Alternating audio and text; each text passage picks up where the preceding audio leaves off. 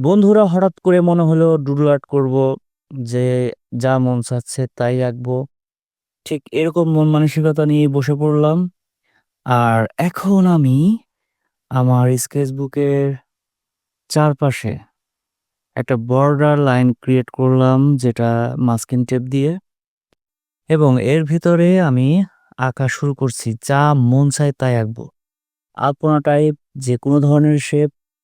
তবে আমি কিছু শেপ যেটা রিপিটিশন নিয়ে এগোতে থাকবো, যেন দেখতে একটু ভালো লাগে।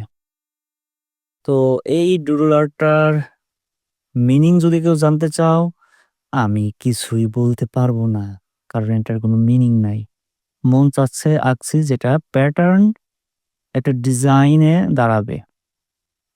তো এই প্যাটার্ন গুলা সাধারণত অনেক বেশি প্র্যাকটিস করলে তখন আঁকতে গেলে অটোমেটিক্যালি বিভিন্ন শেপ চলে আসে।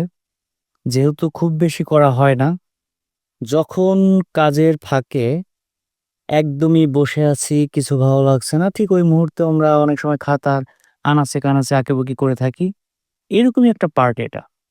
তো আজকে এই পর্যন্তই, বাকিটাও আমি পূর্ণ করব। তবে আজ এই পর্যন্তই রেখে দিচ্ছি, কারণ এগুলো ভরাট করতে বেশ সময় লাগে। আরেকদিন সম্পূর্ণ করে আবার একটা ভিডিও ছাড়ব। ধন্যবাদ সবাইকে।